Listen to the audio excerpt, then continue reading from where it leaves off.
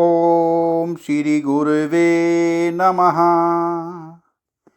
ओम शांति शांति शांति। प्रणाम भगवान। भगवान योग वासिष्ठ महारामायण से उपसम प्रकरण सर्ग नंबर 99 और शीर्षक है शरीर का कारण मन है तथा मन के कारण प्राण स्पंद और वासना, इनका कारण विषय, विषय का कारण जीवात्मा और जीवात्मा का कारण परमात्मा है। इस तत्व का प्रतिपादन। सत्संग लेते हैं। भगवान श्री वशिष्ठ जी कहते हैं, रघुनंदन, भाव और अभाव का तथा दुख रूपी रत्नों का खजाना चित्त ही जो वासनाओं के वश में रहने वाला एक तरह से अनुचर है, शरीर का कारण है। प्रतीत होने के कारण सत और विनाशशील होने के कारण असत रूप ये शरीर समूह एकमात्र चित्त से ही उत्पन्न हुए हैं। जैसे स्वप्न में भ्रम से संसार की प्रतीति सबको स्वम होती है, जो यह मिथ्या जगत का स्वरूप दृश्यता को प्राप्त है, वह चित्त से उसी प्रकार उत्पन्न होता है जिस प्रकार मिट्टी से घड़े आदि उत्पन्न होते हैं। अनेक तरह की वृत्तियां धारण करने वाले इस चित्त रूपी वृक्ष के दो बीज हैं, एक प्राण संचारण और दूसरा दृढ़ भावना। जब शरीर की नाड़ियों में प्राणवायु संचरण करने लगता है तब वृत्ति में चित्त तत्काल ही उत्पन्न होता है, किंतु जब शरीर की नाड़ियों में प्राण संचरण नहीं करता तब वृत्ति ज्ञान न होने के कारण उसमें चित्त उत्पन्न नहीं होता। यह प्राण संचरण रूप जगत ही चित्त के द्वारा दिखाई पड़ता है। जिस प्रकार आकाश में नीलता आदि दिखाई पड़ते हैं, ऐसे राघव जीवात्मा के विषयों के संपर्क से रहित होने पर ही उसका परम कल्याण होता है, ऐसा जानो। किंतु प्रकट हुआ जीव ही तत्काल बाह्य विषयों की ओर रागवश चला जाता है और उन विषयों के भोग के अनुभव से चित्त में अनंत दुख उत्पन्न होते हैं। जब जीवात्मा बाह्य विषयों से उदासीन होकर परमात्मा के ज्ञान के लिए प्रयत्नशील होता है, तब वह प्राप्त करने योग्य निर्मल परम पद रूप परमात्मा को प्राप्त हो जाता है। श्री राम, जीवात्मा के संकल्प को ही तुम चित्त जानो। उसी चित्त ने इस अनर्थ जाल का विस्तार किया है। योगी लोग चित्त की शांति के लिए योग शास्त्र में बतलाए गए प्राणायाम, प्रत्याहार, धारणा एवं ध्यान रूप योग की युक्तियों के द्वारा प्राण का निरोध करते हैं। विद्वान लोग प्राण निरोधक को ही चित्त शांति रूप फल का दाता, उत्तम समता का हेतु और जीवात्मा की अपनी वास्तविक स्वरूप सच्चिदानंद घन परमात्मा में सुंदर स्थिति कहते हैं।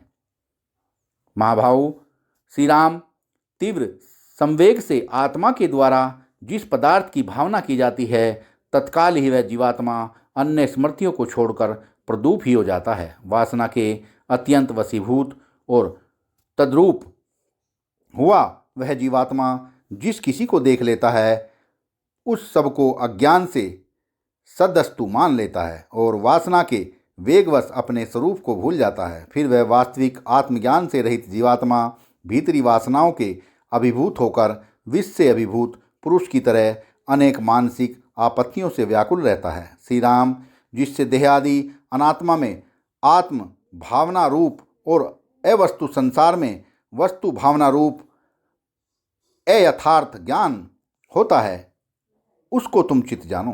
दृढ़ अभ्यास के कारण देह आदि पदार्थों में अहम, मम आदि वासना से ही जन्म, जरा और मरण का कारण अति चंचल चित्त उत्पन्न होता है।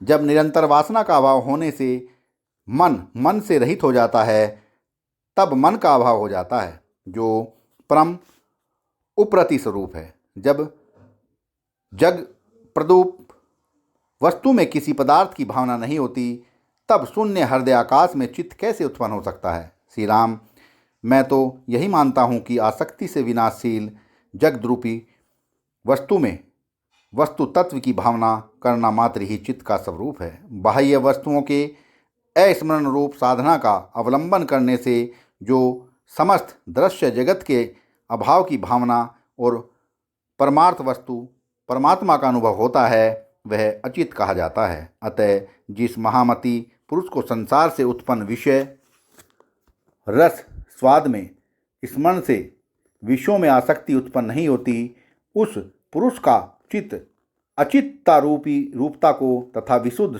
सतत्व को प्राप्त कहा जाता है। जिस महापुरुष में पुनर्जन्म की कारणभूता अहंता ममता रूप वासना का अभाव हो गया है, वह चक्र के भ्रमण सदृश जगत के व्यवहार में लगा हुआ भी जीवन मुक्त और परमात्मा में स्थित है। तात्पर्य यह है कि जिस प्रकार कुम्हार के व्यापार के अभाव में भी चक्र का भ्रमण तब तक होता रहता है जब तक उसमें वेग रहता है, उसी प्रकार अविद्या के नाश होने पर भी प्रारब्ध संस्कार के अवशिष्ट रहने से अहंकार के बिना ही जीवन मुक्त का शरीर और उसका व्यवहार दोनों प्रारब्ध भोग पर्यंत विद्यमान रहते हैं। जिनका चित्त भुने हुए बीज के सदृश पुनर्जन्म से शून्य और विषय अनुरक्ति से रहित है, वे महानुभाव जीवन मुक्त हुए स्थित रहते हैं। जिनका चित्त विशुद्ध सतत्व रूपता प्राप्त कर चुका है, ऐसे ज्ञान के प्रांगत महात्मा चित्त से रहित कहे जाते हैं।